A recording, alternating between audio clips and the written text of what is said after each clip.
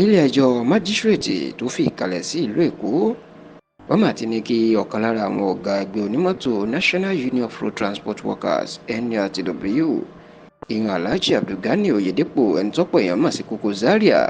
wọ́n mà ti ní kó lọ́ọ́ máa gbatẹ́gùn lọ́gbà ẹ̀wọ̀n o di àsìkò tí yóò rí bẹ́ẹ̀lì ẹ̀ tí yóò rí san lórí bí wọ́n ṣe ní ó ń gbìyànjú láti pa gbajúmọ̀ òṣèrékùnrin tíátà ní Ibrahim Bello Sanya ẹni tọ́pọ̀ èèyàn mọ̀ sí Baba Lawori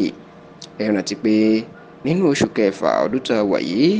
ó ní Lawori ló fẹ̀sùn kàn Koko Zaria wípé òun àti àwọn ọmọlẹ́yìn ẹ̀ wọ́n ṣe òun léṣe wọn la ìgò mọ́ òun lórí níbi ayẹyẹ ìdímúdè tó wáyé ní ìpínlẹ̀ Èkó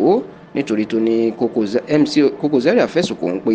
òun kò kí òun lórí stéèjì òun kò sì ṣàpọ́nlé òun bíi tàwọn ọmọ ẹgbẹ́ onímọ́tò míì tó wà lórí ìjókòó ṣá o lórí ọ̀rọ̀ yìí wọ́n mà ti wọ́ Koko Zaria lọ sí ilé ẹjọ́ nígbà tí wọ́n fi ẹ̀sùn kàn án olùfisùn ìjọba ẹ̀yìn ọlọ́pàá tí ó ń ṣe ẹjọ́ Koko Zaria láti iléeṣẹ́ ọlọ́pàá CID Zone 2 ìyẹn ọ̀gbẹ́ni Marufu Animashaun ó ka ẹ̀sùn sí Koko Zaria lọ́rùn wípé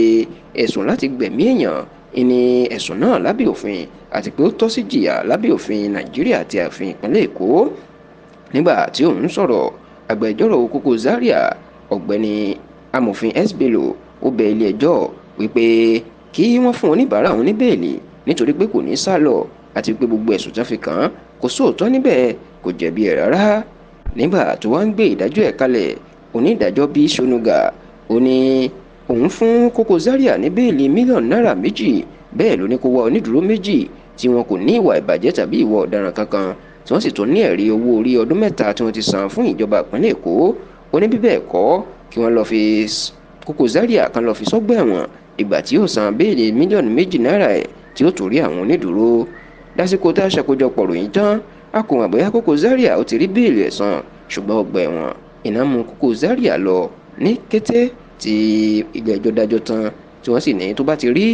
bẹ́ẹ̀lì ẹ̀ san nìkan tó fi sílẹ̀ bẹ́ẹ̀ ni onídàájọ́ B. Sonuga tó dájọ́ ó sún ọjọ́ ìdájọ́ síwájú di ọjọ́ 29 oṣù kẹwàá ọdún tá a wà yìí ìyẹn October 29, 2024.